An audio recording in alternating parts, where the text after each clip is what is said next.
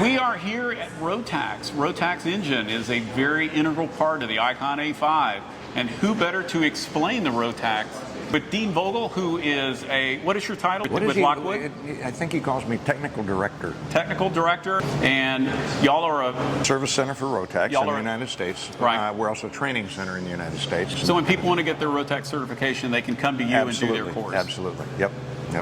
Well, with the 912 IS that's in the Icon, what is unique about this engine? Compared to traditional aircraft engines, these operate at a much higher RPM, so you can get the horsepower you want from a much smaller, more compact engine, which makes it nice for the Icon. Right. Okay. The engine that's used in the Icon is also electronically controlled. The engine has an ECU with 2 separate computers in it, and it's fully redundant. So either computer could go away and the other one would still be able to run the engine. Right. So that works pretty nicely. Has redundant electrical power supplies. So again, for something that's going to be out on the water, important to have redundancy. In addition to that, the cylinders on the Rotax engine are made out of aluminum rather than steel, and they have a ceramic coating on them, which means they don't I didn't realize corrode. they had a ceramic coating on them. Yeah, which means they don't corrode. Yeah. Okay, and when you're spending a lot of time on the water, that's it. important. Yeah, that's important. I didn't realize they had the ceramic coating. And then another item on it is that the crankcase is not vented on these engines like it is on most other engines. Right.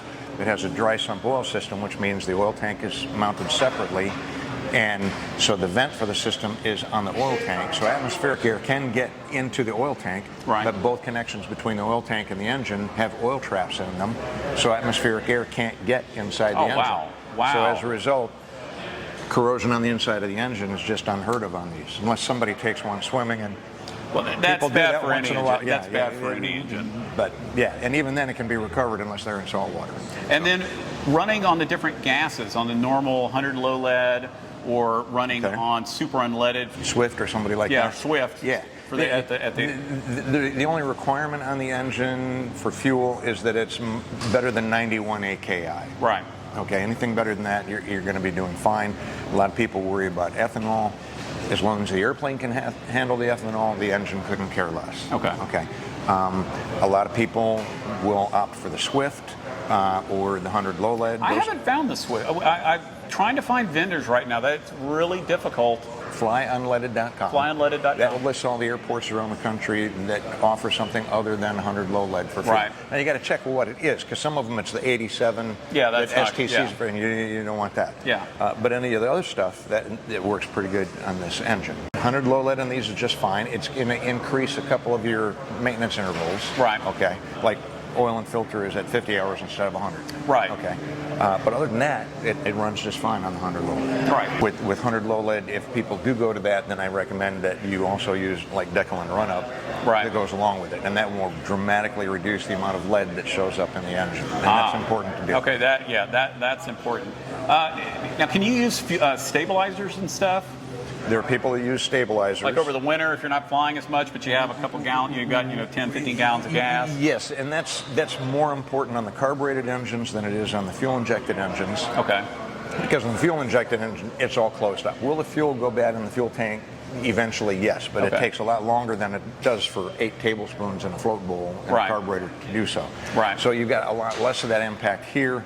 But on the other hand, it is important that, if you've got 10 gallons left in the tank and you leave it sit for 6 months, you might want to get rid of that and put fresh in there before you go firing that up again. Fresh. Yes. Is there anything that we would need to know, like things we need to be looking for in our care and feeding of the Rotax and the Icon? Anything y'all over the history y'all have learned? Yeah.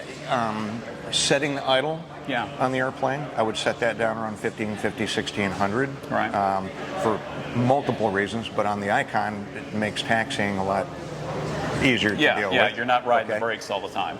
But at the same time, when you're sitting on the ground, you want to be in the, wherever possible, can't always do that on an amphib, but wherever possible, when you're on the ground, you want to bump it up to 2,000, 2,200 RPM. Okay. That saves a lot of wear and tear on the gearbox. 22, okay, normally you do 2,000 RPM. 2,000, 2,200, okay. right in there. Right in that range, okay. Right, and that'll be a lot better on the engine as a result when you do that. Now, the only other issue we have during Texas during the summer is heat, and you can bring it up to 4,000, try to circulate that water. Well, it's you guys do. I'm pretty sure have a fan on the radiator. We've got the fan on the back to suck air through. through. Is that That's the big key? Yeah, that's the big key. It's the last resort is we turn on our heater to use the space heater to take some of the energy out of the water. And now, one of the other things, just a little tip on that you can do too in that situation. Your coolant is typically 50-50 Dex coolant distilled water. Right, exactly. That's what the reason for that is because that gets you antifreeze down to minus 25. Okay. In Texas, you're not worried about that. You're not getting to minus 25. Okay, so you can cheat on the side of having more water than 50%. Okay. And there are charts that you can look up and see, okay, to what temperature do I still have antifreeze? Right. Maybe like 0 degrees Fahrenheit or something like right. that. That means you got a lot more water. That means the more water you have in it, the better the coolant is going to be at keeping the engine cooled off. So that's one tip that you could use in Texas for that. Okay. That's one tip that you could use in Texas for that. Okay. Yeah, because we've got, like our tank, our water tank in the back, we've got kind of the midpoint line, the fill line, and that's a good place to target or target the more flow than bottle. that. Yeah, the flow bottle. Yeah. That's fine. Okay. Well, good. Well, I appreciate all you've done. Like I said, with U.S. Sport Planes at Denton, they got their training there and now certified Rotax. And we're starting to see more Rotaxes on the field. Anybody I see, I tell them these plane engines are bulletproof. I haven't done the snowmobiles, but I'm sure they're just as rugged. And it's because of the snowmobiles and the four-wheelers and everything, and all the machine tools and all the technology they have. They do 1,200 engines a day. Really? Yeah. 1,200 a day? Aircraft engines is 2% of their business. Yeah. Because of all that manufacturing firepower, they can do amazing things with the aircraft engine. Wow. So the aircraft engine section is 2% of their operation. Everything else is snowmobiles and four-wheelers. And motorcycles and weed eaters and mowers. Well, they make one heck of a product. Well, thank you very much for talking with me. And we look forward to getting more years in life out of our Rotax. And with your help, when I call you and when I'm like, okay, I need a kit, an annual kit. We're there. Okay, well, perfect. Well, thank you very much.